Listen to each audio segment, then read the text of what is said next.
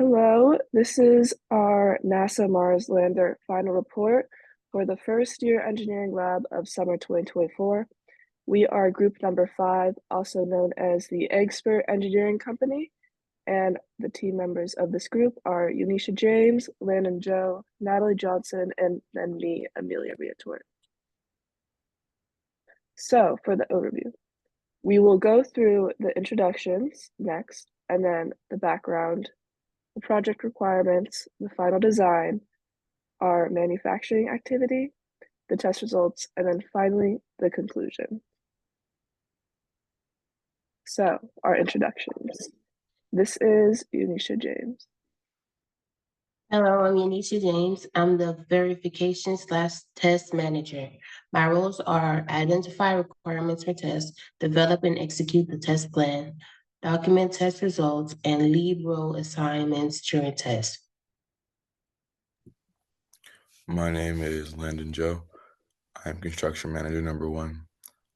I coordinate and lead the gathering of materials and supervise the construction of the craft. Hello, my name is Natalie Johnson. I'm construction manager number 2. My role is to lead the assignment of roles during construction. And then, hello, I'm Amelia Riatort. I'm the project manager. I'm supposed to schedule and lead the schedule for the budget management and the duration of this project. I'm also supposed to schedule and lead this Zoom call. And then I'm supposed to lead the assignment of roles and tasks during the presentation development and monitor communication for the team overall. Okay, next. So this is the background or the RFP, the request for proposals. Basically, our company was chosen to design and manufacture a vehicle to drop our pilots in. It's supposed to kind of represent a Mars lander that would drop onto Mars. And we were supposed to do this with other potential contractors so that we could win. And yeah, we performed it twice. And then this is the video report that will go through our whole process, basically.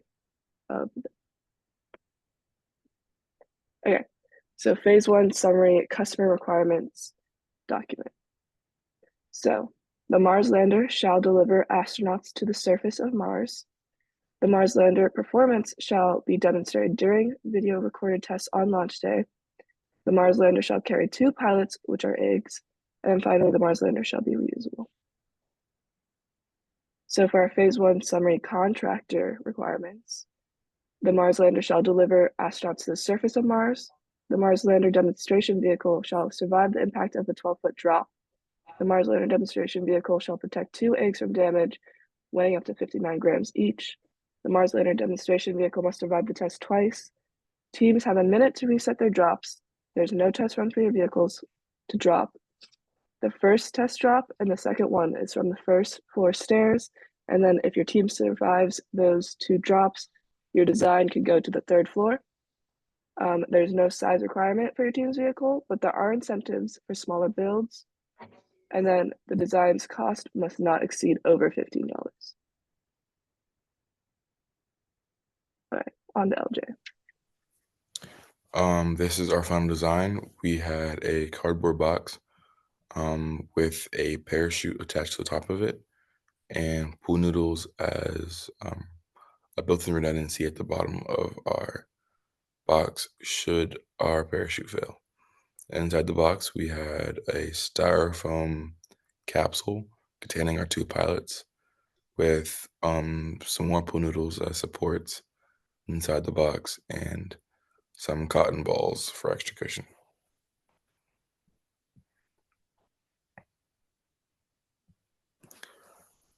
When we first designed our lander, we did not have pool noodles to attach at the bottom, but at the very end of our building process, we acquired some more materials and we were able to incorporate that into our design.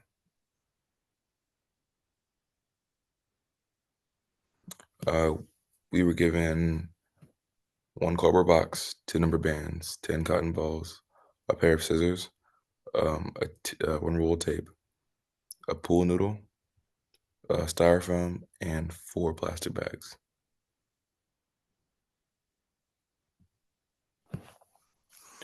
Constructing our lander.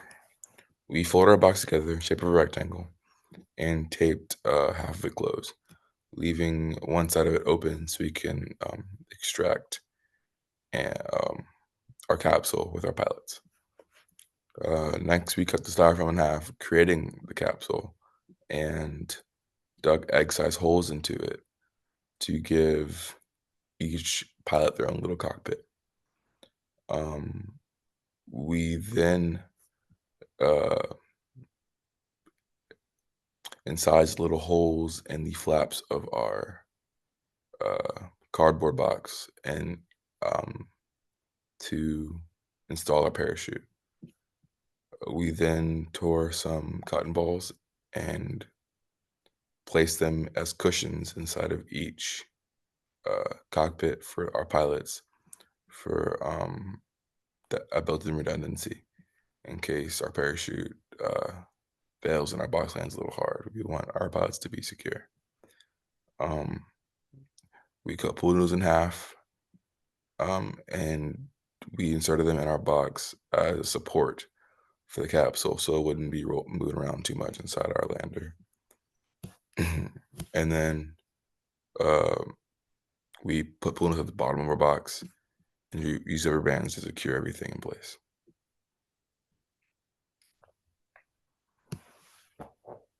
Okay, the construction plan, we had some changes along the way, which consisted of adding pool noodles to the bottom of the rover because we didn't get them till the end of our build. We used plastic bag cushions instead of cotton balls, instead of cotton balls, sorry. And then we used the cotton balls inside the pilot enclosure. And then a few challenges along the way. The pool noodles were added at the bottom of the box to absorb the impact of the fall, which once again, we did not get the pool noodles to the end, so we had to rush and do that. We realized that using the cotton balls as cushion inside the box was not going to cover enough space because they were too small and it didn't provide enough cushion for our pilots. We tore the cotton balls apart and used them as added cushion in the holes where the pilots sat. And then we laid out the grocery bags in the box, almost like a blanket air covering to ensure security and cushioning for the pilot's enclosure. And then a few pictures of our final build. We have the top view, the side view, and then the front view.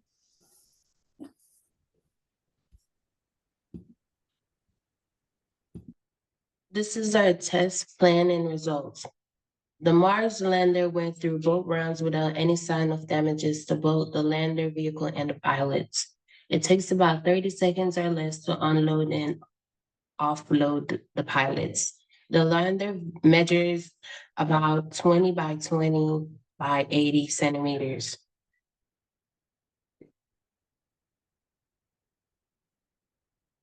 Here's videos of her drop.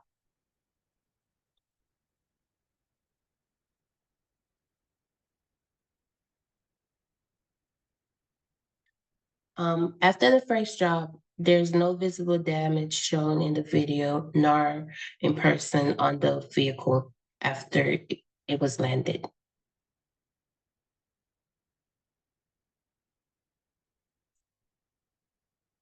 On the second drop, it did turn over a bit, but there was no damages. It just flipped over because of the hard landing it took, and it was in perfect condition. This is the third video, which is the final challenge on the third floor.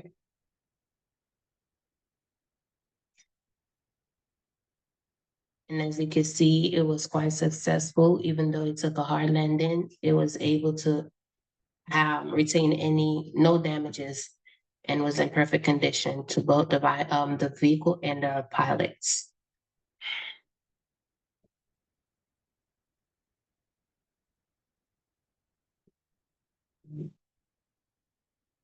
These are images after the first land and the second land, and There's no damages done to the vehicle as shown.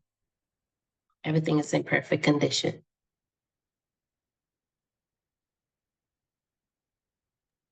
Okay, so finally the conclusions, comments, and takeaways. What did the expert engineering company accomplish? So for our assembly, our design included the double bag parachute, the inner and outer box with our filling, and then our cushion pool noodle base. Since we had such a diverse array of materials, we took a lot of time, basically the whole construction time that we were given to create it. And then we had some setbacks because we did not have all the materials we thought we would, like the pool noodles. We were given a smaller amount than initially requested. So because of this, during our rework and redesign, we improvised and decided to lessen the impact by adding in that pool noodle base, the bottom. And then we had some extra materials such as the rubber bands and garbage bags, which we added into our design to make it overall more sturdy and helped the construction. So our test results, like stated in the previous slides and shown in the videos, our vehicle was able to withstand all 3 drops with practically no damage. And then, yeah,